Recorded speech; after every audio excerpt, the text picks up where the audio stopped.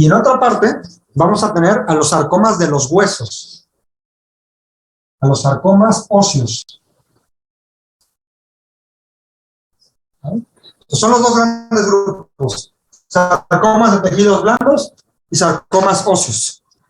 Realmente los sarcomas son poco frecuentes, no son así como que un tumor tan frecuente como por ejemplo mama, colon, no. Pero sí es probable que alguna vez les llegue este tipo de tumores y que sepan cómo se hace el abordaje inicial está muy bien. Bueno, si pusiéramos en comparación ambos sarcomas, ¿cuáles son mucho más frecuentes? Los de tejidos blandos, hasta en un 87%, y los sarcomas óseos, un 13%. ¿Sí? Vamos a hablar un poquito de sarcoma de tejidos blandos. Muchos subtipos. Se dice que hay más de 100 subtipos de sarcomas de tejidos blandos. Y el nombre va a depender del sitio donde se esté originando ese sarcoma. Tejidos blandos, ¿a qué se refieren? Tendones, músculo, el tejido articular, vasos. Pues tenemos grasa, tejido graso, tenemos liposarcoma, angiosarcoma, sarcoma alveolar, cualquier nombre que se les ocurra. Condrosarcoma, lo que se les ocurra. El más frecuente en México y el mundo es el liposarcoma, que es un sarcoma originado del tejido graso. Vámonos con los sarcomas óseos. Hay 3 tipos, pero el mucho más frecuente es el osteosarcoma. Por mucho es el más frecuente, el osteosarcoma. En segundo lugar, tenemos un sarcoma que tiene un nombre en específico, que es el sarcoma de Ewing. Mucho cuidado cuando pronuncian este sarcoma. No se dice sarcoma de Ewing, porque a veces tenemos ese error. ¿Cómo nos regañaba nuestra tutora? Pues cuando éramos R1, decíamos sarcoma de Ewing. Pues no, eso es súper naco decir sarcoma de Ewing, es sarcoma de Ewing. Sarcoma de Ewing. ¿Okay?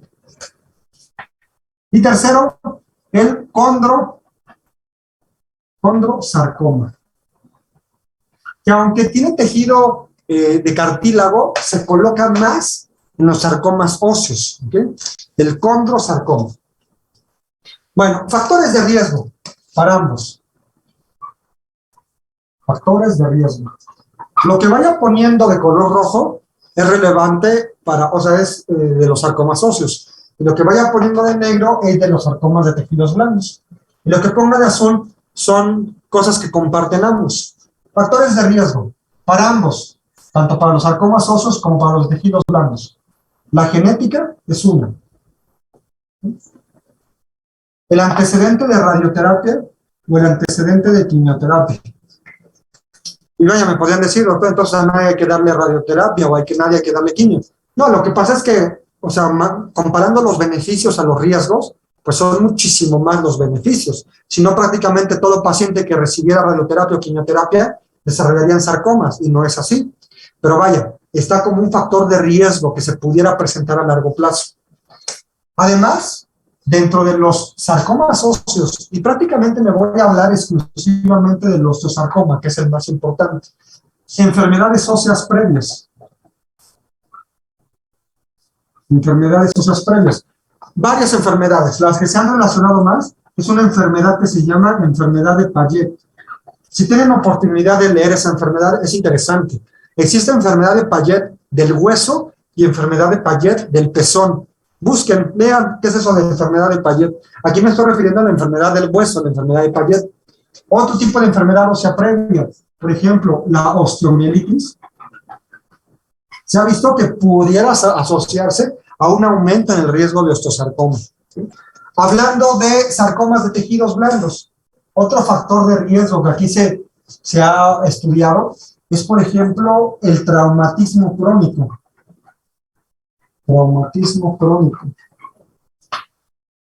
Fíjate que esto es algo muy exclusivo prácticamente de los sarcomas de tejidos blandos.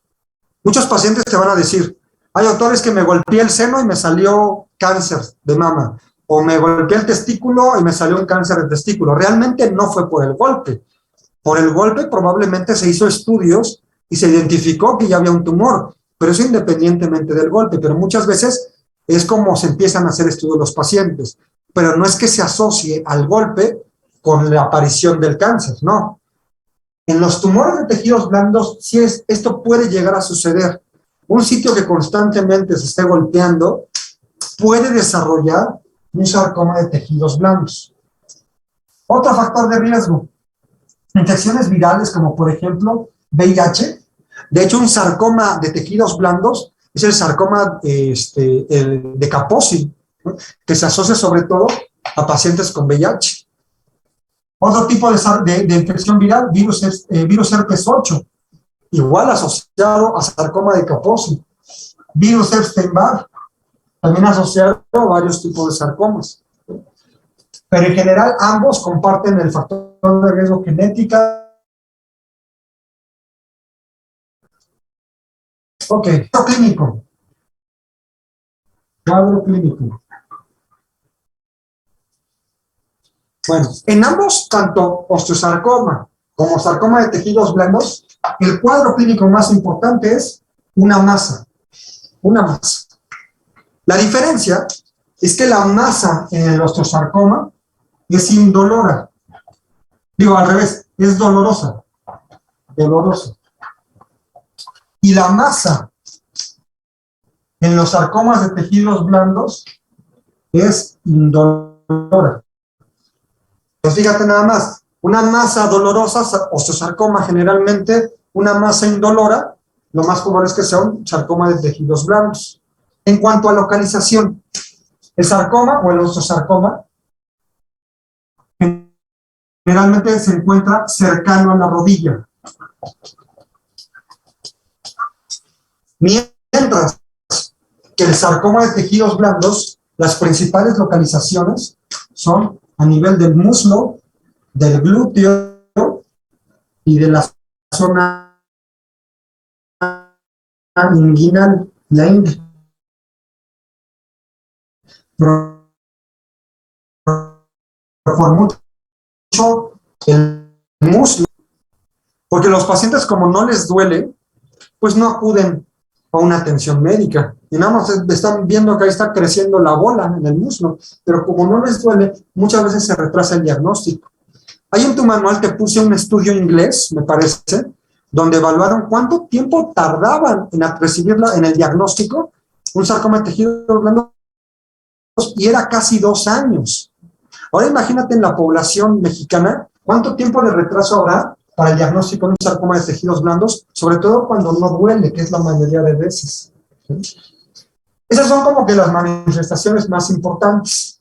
En cuanto a edad. Doctor, perdón, ¿a qué se debe que sea cercano a la rodilla el osteosarcoma?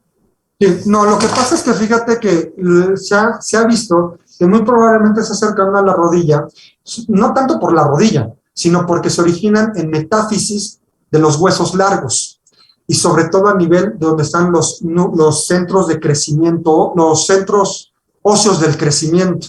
Y eso se ha visto que son en las zonas cercanas a la rodilla. Ahorita vamos a ver en edad que hay varias teorías de por qué los osteosarcomas son en jóvenes, en niños. Y es que cuando justamente empieza en la edad del crecimiento rápido de los huesos, hay un problema en esa metáfisis del hueso, donde se cierra rapidísimo el núcleo de crecimiento óseo y tiene ciertas mutaciones, y es el que desarrolla el osteosarcoma, generalmente. Por eso es que se asocia más a esa parte cercana a la rodilla. ¿Y por qué el sarcoma de tejidos blandos es más común en muslo? Porque el muslo, aparte de tener, o es una de las partes donde más tejido muscular tiene, también es un área donde hay mucho componente graso y donde hay muchos tendones. Entonces, por eso es que es la parte más frecuentemente afectada. ¿Sí? Y el osteosarcoma, te digo, es por la cercanía a las metáfisis. O eso es lo que se ha dicho, ¿eh? Esa es la teoría más aceptada. Gracias, doctor. Bueno, en cuanto a edad, ahora, te puedes salir en cualquier parte, ¿eh? De hecho, el ejemplo que yo te pongo de osteosarcoma es un osteosarcoma en la costilla, en la parte dorsal. Hoy ha sido muy agresivo ese caso. En cuanto a edad, a ver, entre más lejana la edad, te voy a poner con rojo el osteosarcoma. la posibilidad de que tengas un osteosarcoma es menor. Es mucho más frecuente en la población infantil. ¿Sí? A diferencia del sarcoma de tejidos blandos, que es mucho más frecuente conforme va creciendo el paciente. Generalmente los sarcomas de tejidos blandos es raro verlos en los niños, pero ya en los jóvenes se puede presentar y en los adultos también. Pero el osteosarcoma es mucho más frecuente en la etapa de la niñez, más o menos alrededor de los 15 años, 12 años, que es cuando ahí empieza a crecer rápido, sobre todo los hombres. Bueno, entonces, te voy a actuar. ¿Cómo es el caso de un paciente con un sarcoma de tejidos blandos? Ok. Hola, doctor. Pues ya lo vengo a ver porque fíjese que aquí en la pierna tengo esta bola. No me duele ni nada, pero como que ya se me hace raro verla. Mire cómo está la bola. No me duele ni nada, pero ya parece una bola de golf o de básquet. Y no me está doliendo ni nada, pero ya tengo como 2 años con esa bola. ¿Quién sabe qué será? Y soy joven. O ya adulto. Esos son los sarcomas de tejidos blandos. Recuerda, muslo, indolora. Y ahora, ¿cómo te llega el paciente con un osteosarcoma? Soy un niño. Estoy jugando fútbol. De repente me dan un golpe en la rodilla. ¡Ah! ¡Ay, me duele la rodilla, me duele la rodilla, me duele la rodilla! ¡Ah! ¿Ya va con el médico? Oye, ¿y esa bola que tienes en la rodilla, qué onda? No, pues ya la tengo desde hace rato. Y sí me dolía, pero ahorita que me golpeé en el fútbol, me duele más. Ahí está. Ese es el caso típico del osteosarcoma. Recuerda, niños que están jugando fútbol y que les duele la rodilla. O niños que constantemente les está doliendo la rodilla. Y no es porque está en la rodilla, sino porque es sobre todo en la parte distal del fémur.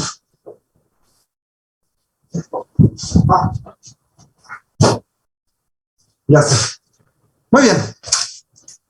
Bueno, pues vamos a hacer cómo se hace otra cosa que me está faltando. Metástasis. ¿Dónde hacen metástasis ambos tumores, tanto el sarcoma de tejidos blandos como el osteosarcoma? Pulmón, no se les vaya a olvidar, pulmón, ambos. De hecho, es muy raro que haga metástasis en hígado o en órganos abdominales. Muy raro también que haya metástasis ganglionares. Muy, muy raro. Fíjate que aquí, aunque tú tengas el problema en la pierna, la ingle generalmente nunca se llena de ganglios, a diferencia, por ejemplo, del melanoma, ahí sí. Pero aquí no. O sea, es muy raro que se vaya a ganglios. Principal sitio, pulmón. No te voy a olvidar eso, porque es parte del abordaje diagnóstico. Bueno, pues vamos a empezar con tus abordajes diagnósticos.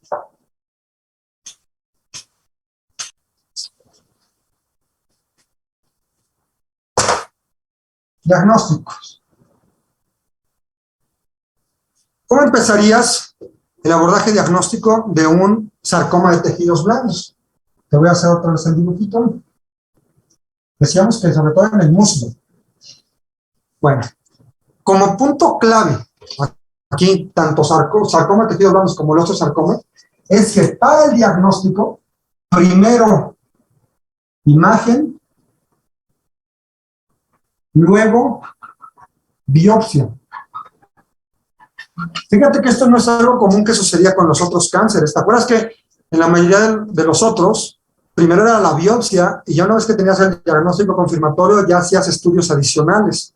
Aquí no, en los sarcomas no. Primero haces estudios de imagen y luego la biopsia. ¿Por qué? Porque si tú hicieras al revés, primero la biopsia y luego la imagen, la arquitectura donde está el tumor se puede ver muy afectada por inflamación, por sangrado, por trayecto de fistuloso, por lo que quieras. Entonces, mejor primero imagen para que veas, antes de que se manipule ese tumor, sus características, qué tan profundo está, si está agarrando alguna otra estructura ahí pegada o no. Entonces, primero imagen y luego biopsia. ¿Qué estudios de imagen ante la sospecha de un sarcoma de tejidos blandos? 2 estudios, que en ambos se repiten, tanto en los osteosarcomas como el sarcoma de tejidos blandos. Aquí decíamos que era en la rodilla. En ambos. Bueno, vamos a poner aquí al inicio. Dos estudios iniciales. Resonancia magnética del primario y una tomografía de tórax. Estos son los estudios que tú como médico general debes de solicitar. Oye, tienes un paciente con una bola en el muslo, pero no va a ser un sarcoma de tejidos blandos. Yo pedí una resonancia magnética de la extremidad. Recuerda que la resonancia magnética idealmente es simple contrastada. ¿Alguien se acuerda del contraste del...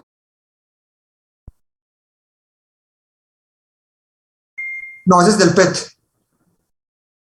Es el gadolíneo. Gadolíneo. Exacto, gadolíneo.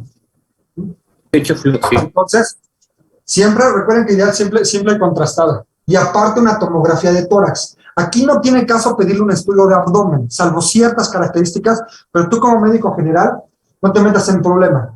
Pídele un estudio del tumor primario, idealmente una resonancia, y pídele una tomografía de tórax, porque recuerda que es el principal sitio de metástasis. Antes de que tengan la biopsia, inclusive, o sea, son tus estudios iniciales, ¿sí? Algo que se me había olvidado, no lo puse en el anterior. En los sarcomas óseos, y en específico en los osteosarcomas, uno de los principales también sitios de metástasis es el propio hueso. Por ejemplo, ¿por qué como hueso? Si es el tumor del hueso.